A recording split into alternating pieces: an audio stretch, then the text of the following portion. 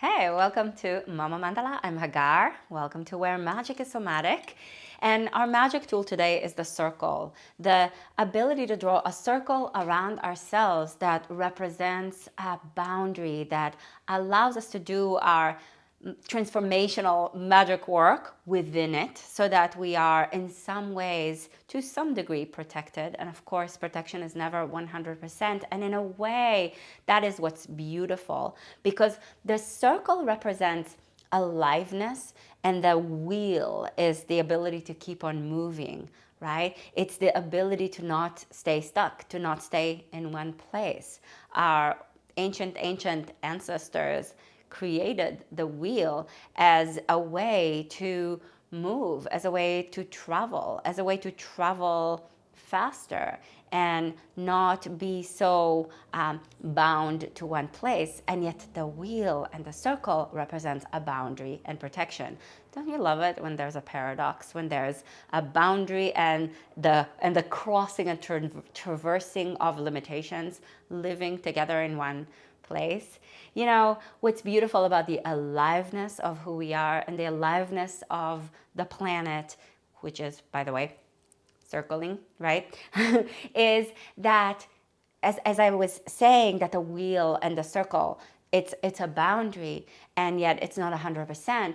It's the invitation to remember that we're never 100% immune, and to some degree, that which makes us vulnerable also makes us alive, because that which is completely immune becomes stuck, and that which becomes stuck then begins to deteriorate. So complete protection, in fact, creates almost like an absoluteness, which creates an end to the conversation, and then dissolves the capacity to continue to transform. So in a way, to keep on moving is to create a continuum of vulnerability and receptivity, as well as strength, right? Because when we move our bodies, for example, which we're going to do right now, it creates more strength. It helps to build muscle. So movement and strength and the ability to be more free are woven together into the creation of a boundary and a protection. You know, life is beautifully paradoxical, and I'm all for it, to bring ourselves to a place where we can breathe the complexity and the nuance of who we are. And it lives right there in the circle, in the cycle, in the wheel. Reach your arms up with an inhalation as you stand tall at the top of the mat, drawing a circle around yourself. Exhale. Release your arms by your sides. Feet parallel. I like to keep them as wide as the hips. It just feels a little bit more gentle on my system. Inhale, reach your arms up. You can have your legs together if that feels better for you. And then exhale, open the arms back out to the side. Circle them all the way back down. And one more time, inhale and reach your arms up. Connect to your breath. The breath is this invitation into the continuum, exhale and release your arms by your sides, of movement, of change. It never stops until it stops, right? Inhale and reach your arms up high. And exhale, bend the knees, reach your arms to the sides and come all the way forward. Bring your fingertips to the floor. And if touching the floor with your fingertips is not available for you, you can go ahead and touch a stool. Put a stool under your hands or some blocks. You can put your hands on a chair. You can put your hands on a wall. Inhale and look forward. So you don't have to go all the way into this deep forward bend right away. I'm keeping my knees bent for the first couple of moments. Exhale, fold back in, just to not push my body hard from the get-go. Inhale, look forward. We're gonna move perhaps with a little bit of an intensity in a moment. Exhale and fold back in, which you can absolutely take your time with and make less intense by making it slower. Inhale and look forward halfway up. And if you feel like straightening your legs, exhale, fold back in, go for it. I'm feeling like my legs are ready to straighten. They never have to though. Inhale, circle your arms up and come all the way up to stand. You can bend your knees on your way up. And then exhale, circle the arms back down and bend your knees and fold forward into Uttanasana. And once your fingertips touch the floor or the block or the stool or the wall, you can stretch your legs straight or straighter. Inhale, bend your knees and circle your arms up. We're always moving through life's cycles. Exhale, bend the knees and reach your arms through the sides, fingertips to the floor, and when you're ready to straighten your legs, you can. Things are always in these processes of repetition. Inhale, bend your knees, reach your arms to the side. Come all the way up. And exhale, fold back forward, bend your knees, reach your arms through the sides and touch your fingertips to the floor. And we can look at it as a problem. Inhale, look forward. Exhale, step your left foot back, deep breath in. Exhale, touch your hands to the ground and step back into downward facing dog. Hands are rooted. Deep breath in. Exhale, bring your knees to the floor and take your hips forward and down and lift your chest forward and up. Point your feet, spread your toes, cobra pose. Slow, big inhale. Slow exhale, tuck your toes through hands and knees, go up and back into downward facing dog. Adho Mukha Svanasana, deep breath in. Bend your knees, look forward, and either jump forward or step forward. Uttanasana, forward bend. Inhale and look forward. Exhale, step your right foot back. Press the fingertips to the earth. Root your feet down. Deep breath in. But repetition, exhale, step back into downward facing dog. Hands are rooted deeply through the inner edges of your hands. Repetition can be an invitation to actually make changes. Inhale deeply. Exhale, bring your knees to the floor and your hips to the floor, your chest forward and up and point your feet. Slow breath in, open through your chest in cobra pose. And through hands and knees, exhale, up and back into Adho Mukha Svanasana, downward facing dog. So life cycles actually give us an opportunity to make shifts, changes, to see the progress that we've made. Inhale, right leg up. And as the planet spins, exhale, bring your foot forward in between your hands. We move through seasons. Inhale, reach your arms up. And in life, in our own life, we move through seasons. Exhale, touch your fingertips to the floor. Keep your legs strong. Press the feet down into the earth. Inhale, circle the arms up as the balls of your feet root down to the ground. Exhale, fingertips back down to the earth through a circle. Inhale and reach your arms up high. And then ready for that? Exhale. Turn your body to the left all the way and lift the right heel up, ball of the right foot on the floor, arms up high, deep breath in.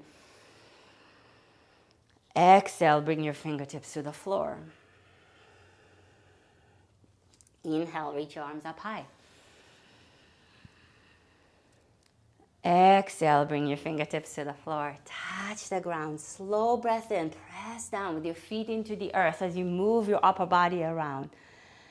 Exhale, touch the floor. Plant your hands. Root through the inner edges of your hands and step back into Adho Mukha Svanasana, downward facing dog. Slow breath in here as you root down through the inner edges of your hands and the tips of your fingers.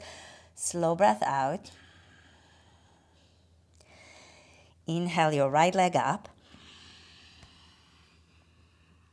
Exhale, step your foot forward in between your hands. Spin the left heel to the floor. Inhale, come up into Virabhadrasana to Warrior Two. Right knee bent deep so that it's over the right ankle. And then exhale, bring your hands to the floor to frame your right foot. Back heel still down.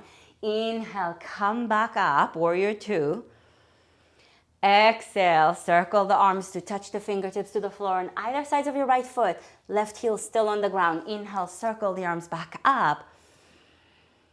Exhale, bring your hands down to frame your front foot. And then inhale, come up into Warrior Two. And then exhale, spin it around, Warrior Two on the other side. Left left knee bends. I'm not mirroring you, so it might be confusing. Deep breath in. And then exhale, fingertips to the floor on either sides of your left foot as your right heel roots down. Inhale, come up, warrior two. Exhale, fingertips to the floor to frame your left foot. Inhale, come up, warrior two.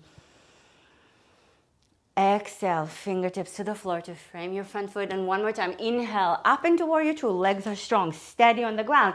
Exhale, touch the floor and step back. Adho Mukha Svanasana, downward facing dog. Slow breath in. And a mindful, slow exhalation.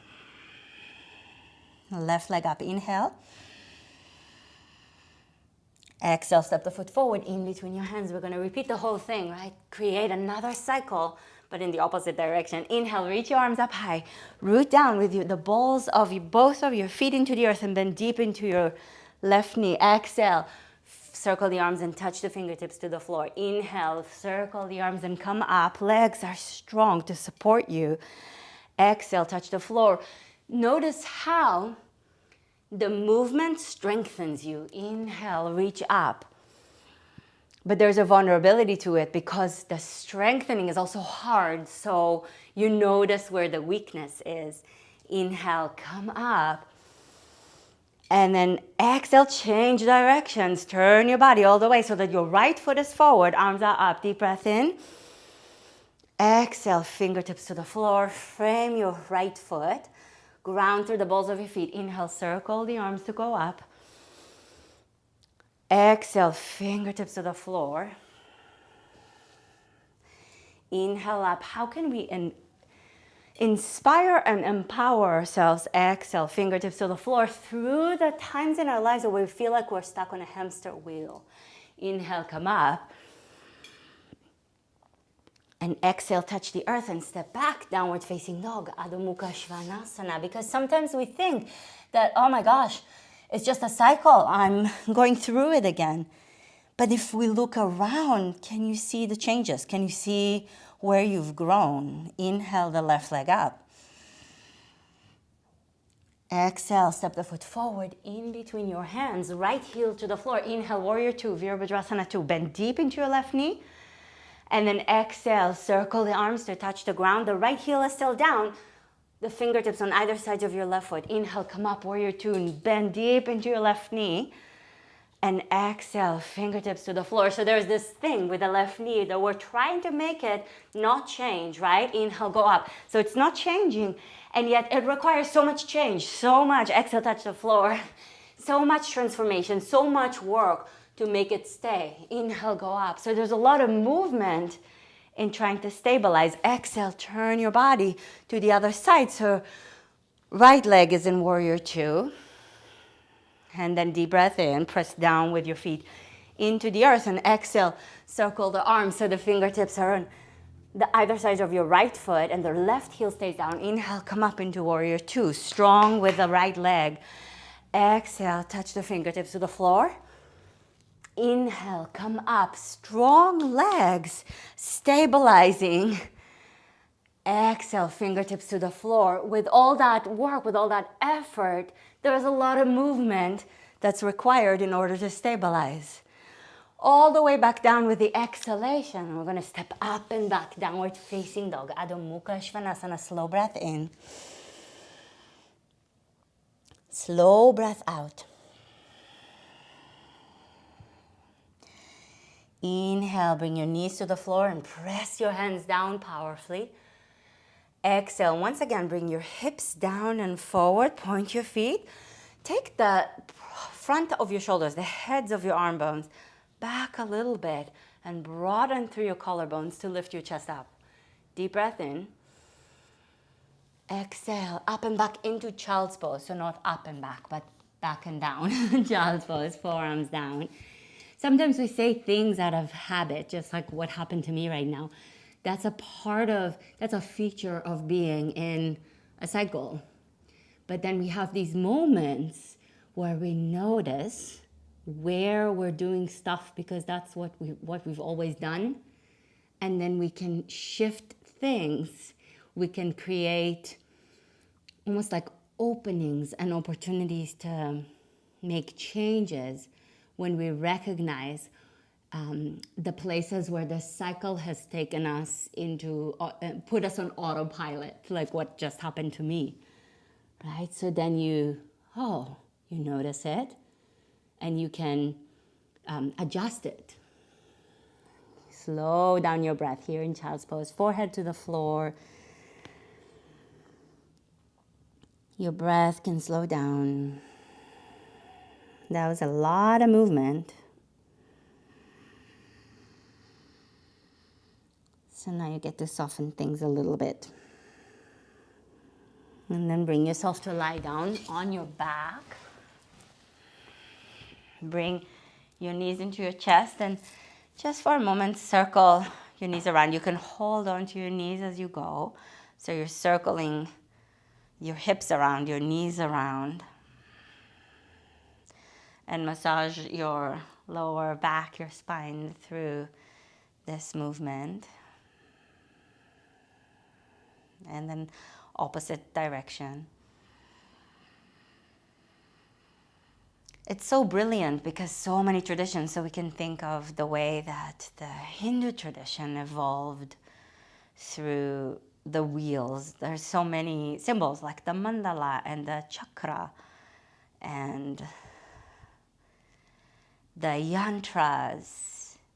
We have so many symbols in the Hindu tradition, and then through that into Buddhism, you can come back to center, that are based on these ideas of the wheel, because the wheel meant to the Vedic people that came to India from Europe, through Europe, and all the way through the Caucasus and up there, and traveled their way to the land of India and brought with them the Vedic culture that birthed yoga, as it married the earth people that were there already.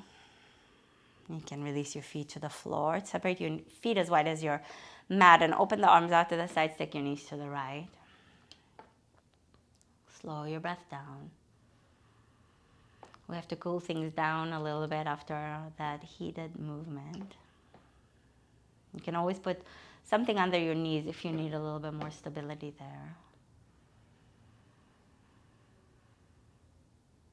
So those were traveling people, and they were the people of the wheel. They were the people of the wheel of fire. They traveled by the sun and the way that they saw the night sky circling around them as the years went by. Bring your knees back to center. And exhale your knees to the left. And you have the cultures in Europe, the pagan cultures in Europe that created the wheel of the year. If we think about the British Isle and Ireland, Scotland, if we think about the Celtic tradition, the wheel of the year is the base of so much of the culture, because working with the season, these are people that had to work, it's ancient times, they had to work with nature. So much of the mythology and so much of the tradition in ancient time came from working with the season, with the seasons. Even the Jewish tradition is very much of a cyclical tradition, working with the season because of agriculture. Bring your knees back to center and let your knees knock in. Put your hands on your belly. You can bring your feet a little closer together if you need to. Breathe slowly into your belly. And so wheels are everywhere in ancient culture, and that symbol can inform us today as well, as we recognize our own life cycles. If you are a menstruating person, you can take that in some way. If you're a parent, you can see through the seasons and the cycle of the year the changes in your child. And you can recognize your own work on yourself and how some of our issues keep repeating. We think we get through it, and then we arrive again in places where we thought we were gone already, because life is cyclical, and we can see it in history as well. the way that the lessons of the past, if they have not been well integrated, if trauma wasn't dealt with, we see the past reoccurring in one way or another. Bring your knees into your chest, give yourself a nice hug, and then release and relax your body to the earth and let yourself stay here for as long as you have time for as long as you can. And if you're interested in these cyclical conversations, join us over at mamamandala.com. There's a lot of conversation about cycles and seasons going on there. Sign up for our mailing list. I'll leave a link for you in the description of the video. And we do offer ceremonies, somatic ceremonies that are mythological, mythopoetic journeys that bring you into your body and into your life more deeply through the seasons. And right now, as I'm recorded this video, the next one coming up is Imbolc. So I'll leave a link for you also in the description of the video, and you can check it out. And if you like this video, put a like on it and subscribe to this channel and tell your friends about it. And thank you so much for being here. Rest, and I'll see you soon, okay? Mwah. Bye. Namaste.